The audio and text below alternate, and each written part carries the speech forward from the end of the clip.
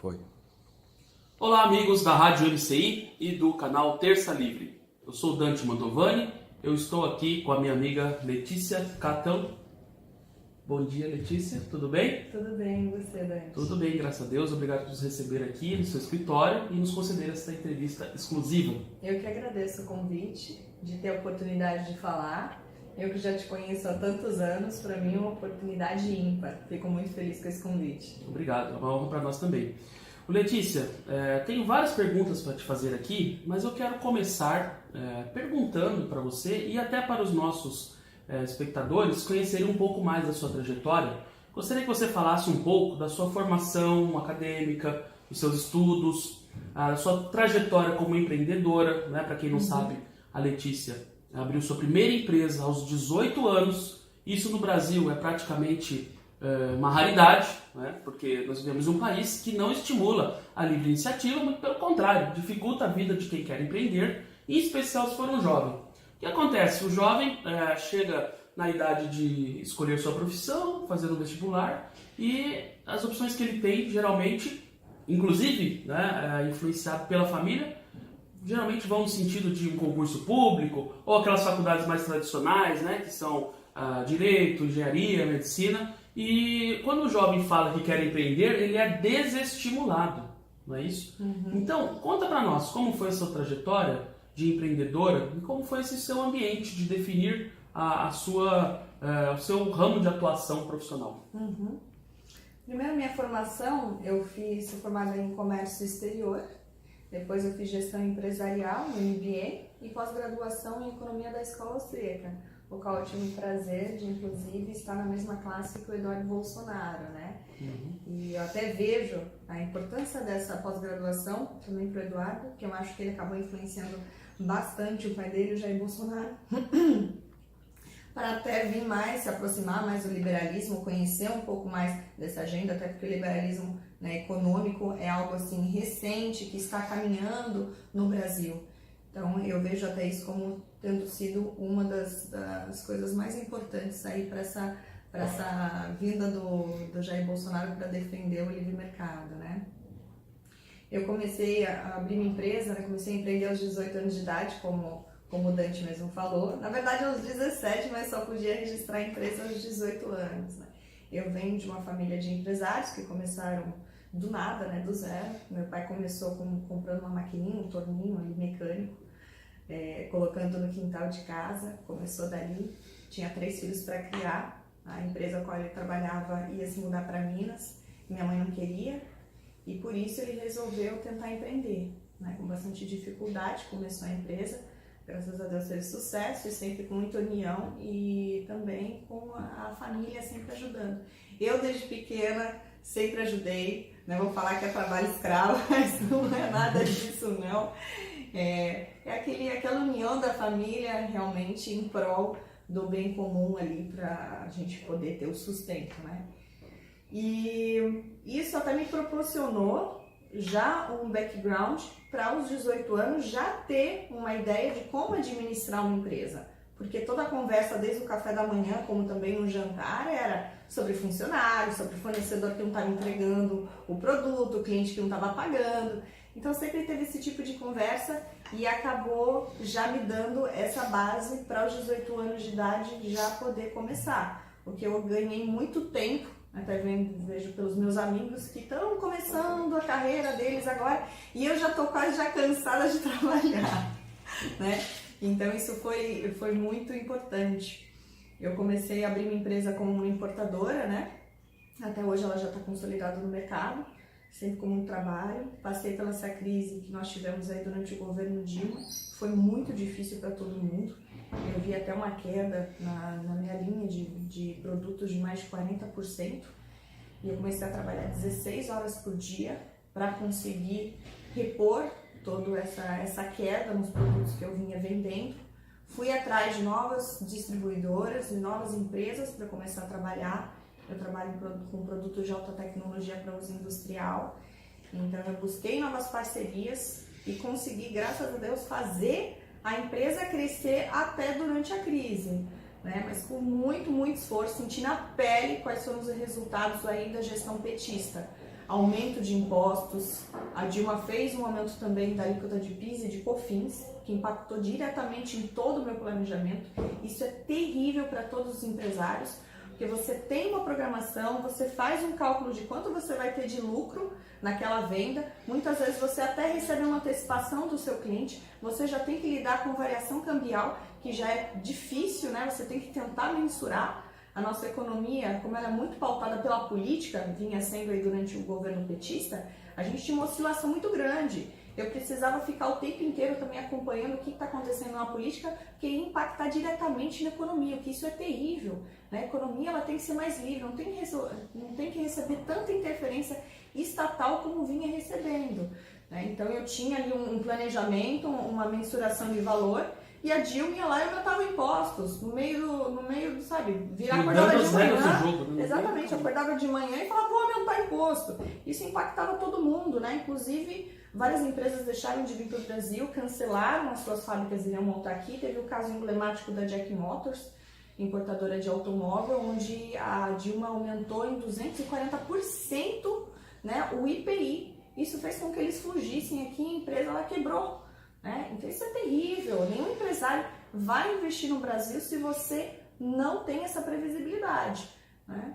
Inclusive, né, Letícia, para nós não entrarmos muito na questão política e ficarmos mais na parte econômica, economicamente o que o PT fez é justamente não apenas um desestímulo à iniciativa privada, mas uma sabotagem deliberada, como consequência de suas ideias socialistas. São todos socialistas lá dentro, né? E priorizam essa ideologia, que é uma ideologia contrária à livre iniciativa, isso tem que ficar claro. Então a gente vê que ainda existem pessoas que dão dinheiro para esses partidos comunistas mesmo, né? Esperando sei lá o que em troca, e acabam se enforcando com isso. E aqui a gente entra já na segunda parte das minhas perguntas para a Letícia, são justamente como que ela, a partir dessa trajetória, ela já deu uma antecipação aqui, essa trajetória como empreendedora, acho que já está até fácil de deduzir, como ela chegou a participar da campanha à presidência de Jair Messias Bolsonaro. Não é? Eu conheço a Letícia muito antes do Jair Bolsonaro ser candidato à presidência, inclusive eu me lembro dela nas manifestações em favor do Brasil, 2013, 2014, 2015, 2016, em favor do impeachment, né, que a gente interpreta como uma vitória, mas uma vitória muito pequena ainda, face dos desafios que nós temos no Brasil. Né? Temos muito mais coisa para fazer do que só impeachment. Temos que erradicar essa mentalidade socialista e comunista que só serve para destruir o Brasil. Isso é uma missão gigantesca. Mas a Letícia acabou, e eu quero que você conte para os nossos espectadores, como você chegou a participar, e ela é uma das principais colaboradoras da campanha de Jair Bolsonaro, e eu digo até que uma das maiores responsáveis pelo grande sucesso de ele ter chegado até onde chegou aqui, em primeiro lugar, disparado em todas as pesquisas verdadeiras, né? Porque as pesquisas nós sabemos que são fraudulentas, sabemos que temos provas materiais, tá? Vamos dizer que a gente está inventando coisa aqui. E ela, então, a partir de toda essa trajetória, toda essa experiência, trouxe essa contribuição, essa visão dinâmica, empreendedora, não é? Não vou dizer capitalista, mas empreendedora, tá certo? Para a campanha de Jair Bolsonaro e fez com que, de fato, ele chegasse onde chegou e esperamos que chegue na presidência da República. Eu atuei aqui, principalmente no estado de São Paulo, como secretária-geral do partido durante esse ano, né? Eu comecei já a tentar pensar em estratégias do como eu poderia auxiliar na campanha no começo do ano desse ano, né? Finalzinho do ano passado, porque o Eduardo Bolsonaro pediu para eu ajudar a organizar aqui o estado junto com a vinda, né, do Jair Bolsonaro, tanto que ia para o Patriota, para depois acabar fechando com o PSL, para a gente ter alguma campanha, até porque ambos os partidos eram extremamente pequenos, sem estrutura nenhuma e sem recurso. Né? Eu, até por ter vindo aí, como eu já contei um pouquinho dessa minha revolta, tanto com o campo político, que afetava o campo econômico, então eu tinha que o tempo inteiro estar me inteirando sobre política para ver o impacto econômico que ia ter na minha empresa, né? Comecei cada vez me revoltar mais, cada vez conhecer mais, me inteirar mais sobre política, comecei a ler o Olavo de Carvalho, comecei a estudar sobre liberalismo, e tudo isso foi me aproximando e indo também, como o Dante falou, dessas manifestações. E do que a gente tentou fazer aqui no estado de São Paulo foi realmente fazer algo diferente. Como eu nunca fui da política, eu não poderia nem querer organizar um partido aqui no estado com política, que eu não tenho essa visão. Então a gente realmente estruturou aqui como se fosse uma empresinha, né? Eu junto com o Rodrigo Moraes, com o Vitor Meta, com o Alex Kignel, com o Nicolas Mello, que é esse grupinho que veio assim por indicação do Eduardo Bolsonaro. A gente começou a estruturar a Secretaria-Geral, Tesouraria, cada um com a sua função, e a gente dividiu ali, uma pessoa ia cuidar de logística, uma pessoa ia cuidar de eventos, uma pessoa de arrecadação e assim por diante. Então a gente conseguiu tocar assim, com pouco recurso aqui uma estrutura de campanha.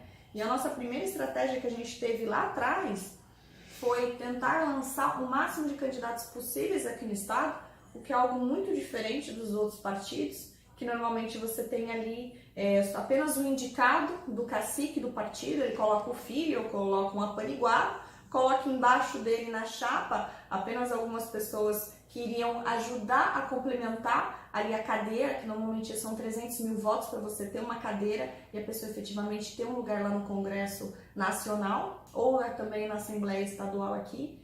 Então eles fazem esse jogo de não lançar muitas pessoas, lançam 20, 30 pessoas no máximo ali para concorrer a um cargo. Por isso até que a gente não tem uma renovação política, a gente olha para o cenário e fala, caramba, não tenho ninguém, não gosto de ninguém. É só olhar os candidatos à presidência dos últimos anos, a gente vê claramente isso. Todos de esquerda, sem exceção, todos de esquerda. Primeira vez que tem um candidato de direita agora. Né? Exatamente. Quando a gente olha as opções, olhava e falava, caramba, não tem ninguém que me represente o que eu penso, porque os donos dos partidos não deixavam registrar e não deixavam vir pessoas novas, né? Então, no estado de São Paulo, a gente fez um trabalho diferente, a gente está lançando mais de 214 candidatos aqui, né? Então, a gente fez esse trabalho, nenhum de nós somos candidatos, todos somos, a gente é proveniente da iniciativa privada e viemos com essa ideia de até ter uma distribuição de muitos candidatos no estado de São Paulo inteiro, para que eles, com o seu santinho, fossem bater na porta das pessoas, nas casas, pedindo voto para si e também levando os valores do Jair Bolsonaro. E aqui no estado de São Paulo, quem está carregando efetivamente a campanha do Jair são esses candidatos pela essa estratégia que a gente teve, e graças a ninguém ser candidato, a gente veio com essa ideia de empreendedorismo para poder estruturar e ajudar aqui no estado de São Paulo. Inclusive, né? Letícia, não sei se você tem ciência disso, mas como eu moro no interior do estado de São Paulo, eu tenho visto muitos políticos que não são do partido do Bolsonaro, que nunca foram, que agora estão trazendo justamente os santinhos deles, sendo de outros partidos, juntamente com o Jair Bolsonaro. Uhum. Quer dizer, não apenas os candidatos de vocês estão levando o Bolsonaro para seus prováveis eleitores, como também de outros partidos, certo? Recentemente nós recebemos lá na nossa cidade uma candidata da cidade de Marília, ela não é do PSL, não é do partido, nunca foi ligada ao Bolsonaro, e está lá distribuindo o santinho dela do lado do Bolsonaro. Então foi uma estratégia que tem se mostrado bastante acertada, né? Eu vou te fazer uma outra pergunta agora, ainda sobre a questão das eleições. Como, na sua visão, você acha que será o nosso próximo Congresso Nacional e a Assembleia Legislativa do Estado de São Paulo? Você acha que essa estratégia trará muitos deputados para a Assembleia e para o Congresso Nacional? Ou você acha que, no primeiro momento, poucos passarão pela prova das urnas? E também eu queria que você falasse um pouco sobre o Senado, né? Temos um problema aí no Senado, nós já conversamos anteriormente. Então, qual é a sua visão do nosso futuro poder legislativo após as eleições agora de outubro? Eu vejo que, no que tange ali o PSL, é um partido nanico, que ele ia acabar provavelmente barrado pela cláusula de barreira, né? O partido poderia deixar de existir. Com a vinda do Jair Bolsonaro, tiveram muitos candidatos, aliás, deputados já com mandato que vieram para o partido. Então ele cresceu muito e agora, após essa eleição, eu acredito que vai crescer mais ainda. E o que é importante, com candidatos alinhados aos valores do Jair Bolsonaro. Aqui no estado de São Paulo, por essa estratégia que a gente fez, como lançando uma chapa grande, a gente acredita que vai ter muito voto. Com isso a gente vai fazer muita cadeira e a gente vai conseguir, o estado de São Paulo vai dar um apoio muito importante para o Jair Bolsonaro ali no Congresso Nacional. Todos os partidos em outros estados, cada um está adotando uma estratégia diferente, aí vai mais ou menos da estrutura, né? A nacional não passa muita orientação quanto a isso. Então, os estados vão tocando da maneira que eles acham, né? Mais pertinente. Aqui a gente tentou fazer arrecadação para conseguir ter um pouquinho de material gráfico, adesivo, perforate, para ajudar na campanha, porque realmente a gente não recebeu ajuda nenhuma, né? Os candidatos receberam um pouquinho só de dinheiro, cada um deu ali R$7.000, que a gente pediu para reverter tudo em material gráfico, até para eles lá conseguirem bater nas portas entregando santinho, para a gente conseguir esse voto aí maciço para dar o apoio ao Jair Bolsonaro. Eu acredito que a gente vai conseguir uma mudança importante para agora, em 2019, que ele vai realmente começar o governo bem mais fortalecido. Legal. Ô, Letícia, agora mudando um pouco de pauta, falamos de política, de economia, eu queria que você falasse um pouco agora de cultura e comportamento. Nós sabemos que existe aí um movimento financiado com verbas públicas, né, chamado feminismo, através de ONGs, que na verdade todas são comandadas por homens, mas eles dizem que são favoráveis às mulheres, mas quando uma mulher é assassinada, estuprada, eles vão lá e defendem o bandido, né? Então, o que você acha do feminismo e desse lema aí que está agora, a pessoa está falando, o pessoal que está acostumado a mamar aí nessas verbas públicas, estão falando do ele não, que o Jair Bolsonaro não gosta de mulheres, etc. Qual que é a sua visão, você sendo uma mulher que apoia tão de perto assim, a campanha de Bolsonaro, como você vê o trato dele com as mulheres, né? Como as mulheres, pelos lugares onde você passa, como elas recebem o Bolsonaro, né? Qual é a sua visão disso em relação a essa retórica que nós sabemos tão distorcida do feminismo? Primeiramente, eu posso falar sobre o que eu já presenciei sobre o Jair Bolsonaro. Em diversas oportunidades eu estive junto com ele. Ele sempre me tratou com um zelo muito grande, sempre me tratou muito bem, sempre foi um cavalheiro, super cordial, né? Sempre me ouviu todas as minhas sugestões, sempre conversei longamente com ele. Ele é muito respeitoso. Eu não poderia dizer absolutamente nada contrário a isso. Inclusive até as mulheres que você vinha à recepção, muitas vinham querendo tirar foto, fazer vídeo. Esse movimento aí que a gente sabe que é financiado por movimentos de esquerda, por grupos internacionais que injetam dinheiro nesses movimentos feministas, eles vêm realmente com esse intuito aí de tentar colar que o Jair Bolsonaro ele é machista. Eu jamais vi nenhum posicionamento dele nesse sentido. É lógico que assim, às vezes fala uma piadinha, um negocinho, como eu também faço piada, né? Às vezes só faz piada sobre homem, faz piada sobre mulher, isso não muda nada, isso é do ser humano, a gente tem que parar com esse mimimi, né? Com essa coisa chata do politicamente correto. Porque o que você vê dele, mesmo pessoalmente, contradiz absolutamente tudo isso que tentou taxá-lo, né? Eu nunca fui feminista, nunca acreditei nesse movimento. Para mim, ele acaba, inclusive, vitimizando as mulheres. Quando você diz que, olha, não consegui isso porque eu sou mulher, você simplesmente está te colocando num ponto ali que você fica parado e começa a se vitimizar, falando que é simplesmente por causa disso, algo que você não pode mudar, né? Porque você nasceu XX, você não nasceu XY, né? E você estaciona. Eu sempre olhei para a minha vida, que eu tenho uma trajetória, inclusive da área mecânica, né? Metalúrgica, de engenharia mecânica, eletrônica, é uma área dominada por homens, porque mulheres normalmente não se interessam por essa área, da mesma forma que elas normalmente não se interessam sobre política. Eu nunca senti esse machismo que tentam falar, porque eu sempre me dediquei muito, sempre estudei muito, sempre trabalhei muito, sempre conquistei meu espaço.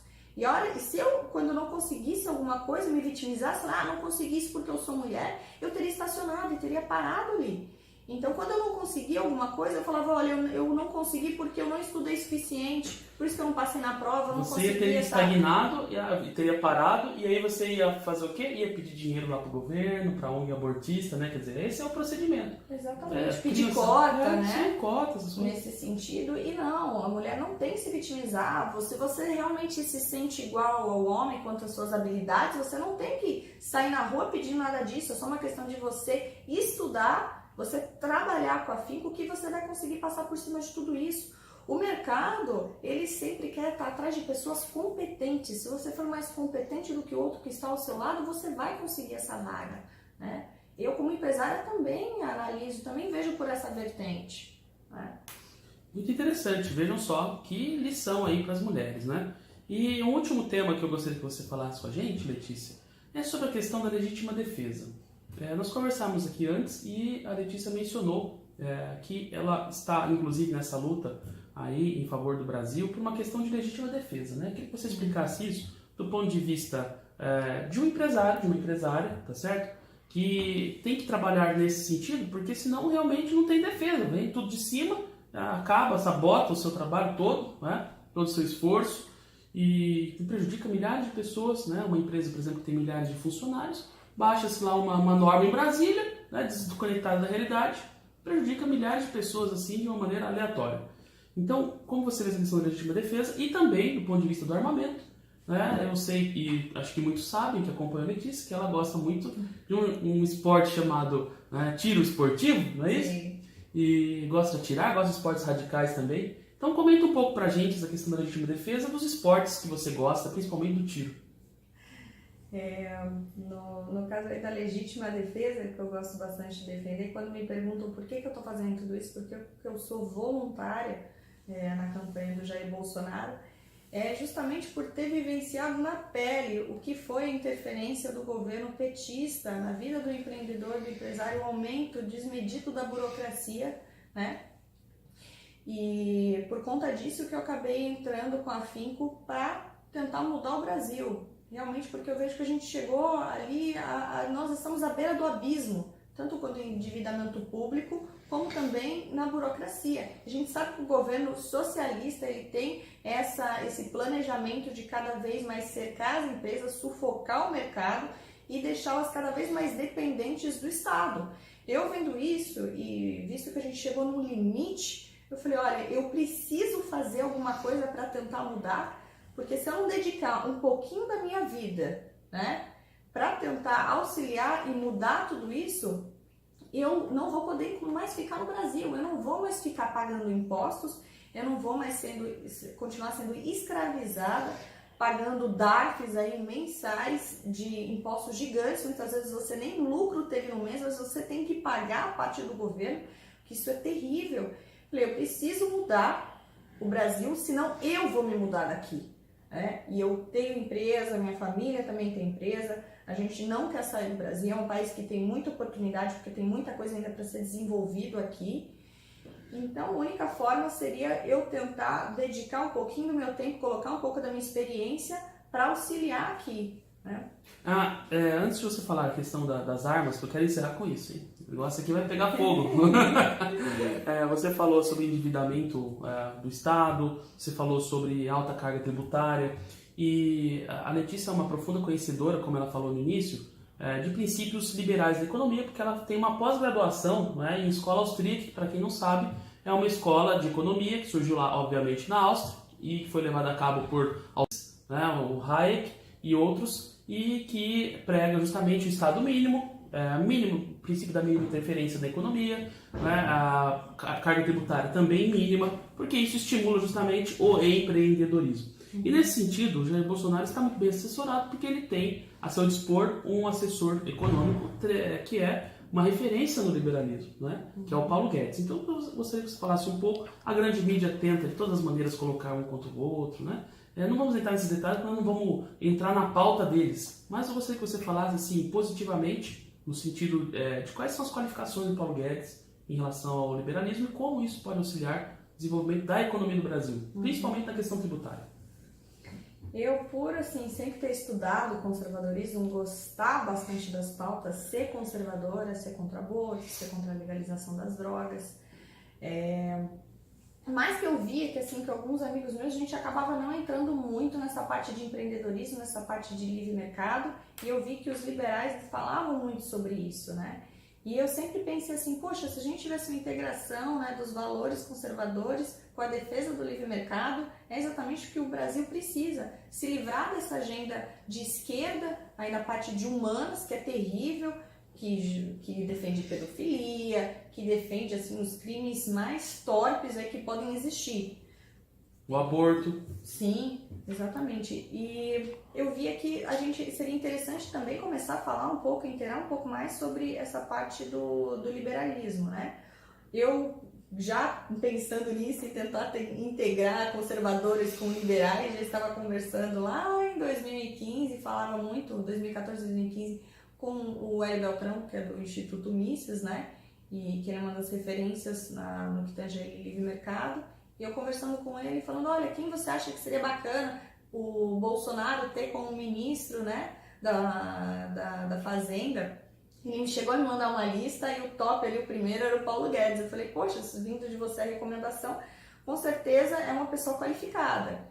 E começou realmente um movimento ali ao redor do Jair Bolsonaro para falar, olha, converse com o Paulo Guedes, acreditamos que ele vai ser uma pessoa que vai fazer diferença realmente aí no Brasil para te auxiliar nesse lado aí na parte econômica.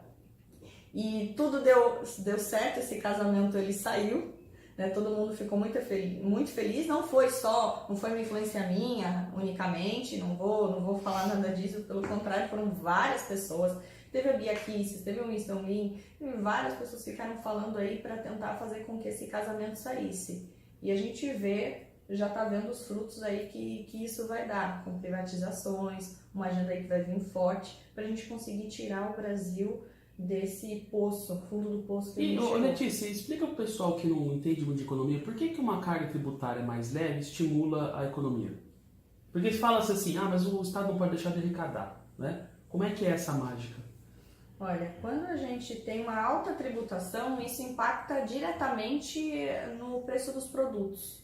Então, você acaba ali pagando 2 e levando 1, porque em muitos casos, 80% até, como no caso de perfumes e cosméticos, que o governo vê isso como artigos de luxo, você ali está pagando mais do que a metade ali do custo do produto, que é 80% do preço que você tem ali, você tem R$100, R$80 vai ser imposto e só R$20 é o custo do produto. Por isso que você tem produtos aí com um custo absurdo, né? E quanto maior o preço, os salários também que são baixos, você não vai conseguir vender muito. Isso desestimula o comércio, isso reduz a quantidade de empregos, porque não vai ter um giro da economia grande. Isso acaba impactando, e já tem várias experiências no mundo inteiro, quando você reduz a carga tributária, você tem um aumento no consumo e, consequentemente, até um aumento na arrecadação. Então, você tem uma população mais feliz por poder adquirir produtos que são de interesse e que facilitam a vida dela,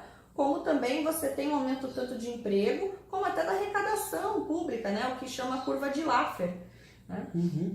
É muito importante, o Jair vai vir e já falou que não vai ter aumento de carga tributária e vai tentar principalmente... Isso desmente, inclusive, os boatos mentirosos dessa grande mídia, que nós sabemos muito bem para quem trabalha, né? Que é contra os interesses do Brasil. Mas, Letícia, então fala pra gente aqui como é que esse negócio do seu hobby predileto aí, que parece dar uns tiros, como é que é isso? Isso é coisa de mulher, não é? Como é que é? Conta pra gente. Eu comecei a atirar lá e comecei a praticar o tiro em 2014, quando me alertaram principalmente que o PT, né, eu comecei a descobrir várias coisas, como por exemplo o nazismo, quando foi proibido o acesso a armas, o que eles fizeram em Cuba, em todas as nações, que eles sempre tiraram o acesso do cidadão de bem a armas para que isso ficasse totalmente ao controle do governo. A gente sabe que a maior força de todas, o maior poder, é o poder aí da violência, queira ou não, mas é a coerção. Vai falar, não, mas é o dinheiro, não, se eu tiver uma arma, você tem dinheiro aqui, eu te assalto, fala, não, me posso passa ter sua arma, um bilhão na minha conta bancária, se ela tá com uma arma aqui, ela é mais forte que eu, não tem conversa. Exatamente, isso você fala assim, poxa, mas eu tenho dinheiro, posso comprar arma. Justamente, viu, você comprou arma, né? Então você tem a defesa. E o governo pensando em tornar todo mundo carneirinho, desarmou a população com plebiscito, onde a população ela foi contrária a essa medida. Mesmo assim, na calada ali da noite, eles foram lá e aprovaram o Estatuto do Desarmamento, indo contra a vontade da população, justamente com esse intuito de cada vez nos deixarem mais dependentes aí do Estado para absolutamente tudo e não conseguir oferecer nenhuma resistência, porque a gente sabe que o plano do PT era justamente fazer com que a gente se tornasse uma nação comunista. E para que isso se torne, a gente precisa do autoritarismo, não pode ter resistência. Então, em vista disso, eu falei, opa, o governo está querendo proibir isso? Não, eu quero saber mais sobre isso. Isso me levou a começar a praticar o tiro, né? Que eu acho que é muito importante o cidadão de bem poder fazer sua própria defesa. Principalmente no caso das mulheres, a gente sabe que a gente é a vítima mais frágil, né? Que nós temos um poder físico aí menor do que do homem. O ladrão, se ele olhar o Dante, olhar eu andando na rua, eu tenho certeza que vai acabar me escolhendo, né? Se eu pudesse ter uma arma e andar com o porte, ele iria se dar mal. Pois é. Hoje ele assalta porque sabe que não vai ter nenhuma resistência, que ele não sofre risco nenhum de tomar um tiro, de acabar, né, morrendo. Então a gente tem a ver tudo que acontece no noticiário aí de pessoas morrendo o tempo inteiro e eles, por causa de uma coisinha pequenininha, como uma carteira, ou até menos do que isso, um óculos de sol, Tira uma vida de uma pessoa. A gente não pode deixar mais que isso aconteça, que eles andem aí livremente achando que podem fazer o que bem entender. É disso que o povo brasileiro está cansado, né? Pessoal, sigam a Letícia no Instagram, ela tem várias fotos lá tirando, né? Vale a pena ver essas fotos, muito bacana, é um estímulo para a mulherada aí aprender a tirar, porque é o seguinte, fica se falando muito sobre problema de estupro, de violência contra as mulheres, e a maneira mais eficiente de resolver isso é as mulheres estarem armadas, tá certo? E justamente porque o povo brasileiro está cansado dessa política de proteção aos bandidos, proteção ao crime, proteção a tudo que não presta, é que Bolsonaro tem esse apoio tão grande do povo brasileiro que certamente, se Deus quiser, o elegerá no primeiro turno. Então, muito obrigado, Letícia. Pode falar aí suas considerações finais. Em especial, gostaria que você se dirigisse às mulheres que estão indecisas por causa de todo esse bombardeio de mentiras contra Bolsonaro, que ele não gosta de mulheres, que trata mal as mulheres. Então, manda um recado aí para as nossas amigas compatriotas brasileiras, a importância que você vê em elas apoiarem agora o Jair. Eu tô vendo que cada vez está aumentando mais aí o público feminino em apoio a ele, porque a gente tem um bombardeio da mídia onde diz tudo isso que o Dante acabou de falar, o acusando injustamente. E a partir do momento que a mulher ela pesquisa, entra na internet e olha que ele realmente defende, no caso do Champinha, onde ele estava defendendo a mulher, a menina que foi estuprada durante vários dias, depois foi morta pelo Champinha, teve até aquele caso emblemático da Maria do Rosário. Ele tem até um projeto de lei que foi anterior a esse caso daí, onde ele pede a castração química dos estupradores. Então ele é um parlamentar que sempre atuou na nossa defesa. Procurem saber a verdade, que vocês têm certeza que vão votar no Jair Bolsonaro. Até esse movimento aí que falam de ele não, se você for comparar com as manifestações que a gente teve ontem na Paulista, a gente teve estimativas dizem que 1,8 milhões de pessoas na Paulista apoiando Jair Bolsonaro. Eu, pessoalmente, vi mais mulheres do que homens lá na Paulista. Acho que 1 milhão era mulher, né? O que mais tinha era mulher, impressionante. Eu não acredito nessa rejeição que diz que ele tem entre as mulheres, porque não é o que eu tô vendo. Agora, contrapondo, tem esse movimento aí do ele sim. Muitas mulheres estão dando apoio para ele. É só uma questão ali de quem está indecisa pesquisar um pouquinho, conhecer um pouco de Jair Bolsonaro. Eu digo assim, como eu já até falei agora há pouco, toda a experiência que eu tive com ele foi extremamente positiva. Ele é um cavalheiro de verdade e tudo isso eu tenho certeza que pode ser desmentido aí com uma pequena pesquisa no Google sobre as pautas e o que ele defende. Excelente, Letícia, muito obrigado. Eu que agradeço a oportunidade. Sucesso aí na sua trajetória, né, em prol do Brasil. Muito obrigado e parabéns. Obrigada. Um abraço a todos, até a próxima entrevista.